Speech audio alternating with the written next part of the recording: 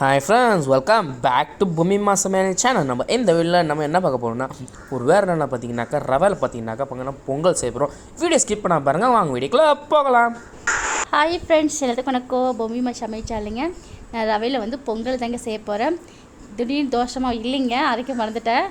அதுக்கப்புறம் சரி ரவையில் பொங்கல் செஞ்சாங்க, செம்ம டேஸ்ட்டாக இருந்துச்சுங்க. நான் அப்பப்போ செய்வேன், உங்கள் வீட்டில் நீங்கள் செஞ்சு பார்த்து சொல்லுங்கள். இப்போ தேவைக்கான ஒரு 4 ஸ்பூன் எண்ணெய் ஊற்றுறேங்க. கொஞ்சம் இப்போ இதுக்கு கொஞ்சம் தூக்கில் எண்ணெய் ஊற்றி நல்லா டேஸ்ட் இருக்குங்க. பாருங்கள், பிரியாணியில் 3 வச்சுக்கோங்க. மிளகு ஜீரகம் 1/4 ஸ்பூன் தான் வச்சுக்க தாளிக்கிறதுக்கு. இதில் நல்லா எண்ணெயில் நல்லா பொரியட்டுங்க. இந்த மாதிரி செஞ்சு பார்த்துட்டு சொல்லுங்கள். இப்போ எல்லாம் பொரிஞ்சிட்டு இருக்குதுங்க. இப்போ இருக்குதுங்க, ஒரு பெரிய வெங்காயம் அரிஞ்சு வச்சுக்கோங்க. ஒரு தக்காளி, கருவேப்பிலை, 2 பச்சை மிளகாய் எடுத்து வச்சுக்கோங்க. கொத்தமல்லி தேவைக்கான எடுத்து வச்சுக்கோங்க. இதெல்லாம் இந்த இது இருக்குதுங்களா, மிளகு ஜீரகம் எல்லாம் பொரிஞ்சோன்னே போடுங்க, வெங்காயத்தை போடுங்க, நல்லா வணக்குங்க. அப்போ தக்காளி, பச்சை மிளகாய், கருவேப்பிலை எல்லாம் ஒன்றா போட்டு வணக்கிடலாங்க. ஒரு கண்ணாடி பதம் வந்தால் போதுங்க. இது சட்டுன்னு சீக்கிரம் செஞ்சிடலாங்க. மாவில்லா டைம் சீக்கிரம் செஞ்சிடலாங்க. ரவையில் அவ்வளோ சூப்பர், நல்லா டேஸ்ட்டாக. கொஞ்சம் உப்பு போடலாங்க சீக்கிரம் வணங்குறதுக்கு. லைட்டாக உப்பு போட்டுக்கிறேன். இப்போ தான் நல்லா வணங்கிட்டு இருக்கட்டுங்க. இப்போ இருக்குல்லைங்க, ஒரு மிளகு ஜீரகங்க ஒரு 1/2 ஸ்பூன் எடுத்து வச்சுக்கோங்க. அதெல்லாம் நல்லா பவுட்ரு பண்ணிக்கலாம். கொஞ்சம் குன்னையாக பவுட்ரு பண்ணால் போதுங்க.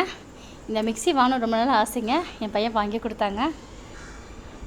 அதுக்கப்புறம் நல்லா நைஸாக அரைச்சாங்க. சீக்கிரம் 2 மிளகு 4 மிளகு போட்டாலும் சீக்கிரம் நல்லா பவுடர் ஆகிடுதுங்க.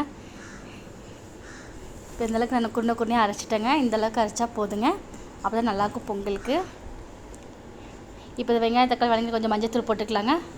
ஒரு சிட்டிக்கை போட்டுக்கிறேன். அப்புறம் மிளகு ஜீரகத்தை போட்டுடலாங்க. அதிலே அந்த எண்ணெயிலே வதக்கிடுங்க. நல்லாயிருக்கும், வாசமாக இருக்கும், நல்லா டேஸ்ட்டாக இருக்குங்க. இந்த மாதிரி பண்ண பாருங்கள். இப்போ இந்த கிளாஸில் 2 கிளாஸ் நான் ரவை எடுத்துருக்கேன். மொத்தம் எனக்கு 1/2 கிலோ எடுத்துருக்கேங்க ரவை. ஒரு 4 பேர் திருப்தியாக சாப்பிட்லாங்க, அந்தளவுக்கு நான் செய்கிறேன். ஒரு 1/2 கிலோ செய்யலாங்க, சூப்பராக வருங்க. இப்போ தேவைக்கான இல்லைங்க, ஒரு கிளாஸ் நான் 3 கிளாஸ் தண்ணி ஊற்றிக்கிறேங்க ரவைக்கு. இப்போ தேவைக்கான உப்பு போட்டுக்கலாங்க.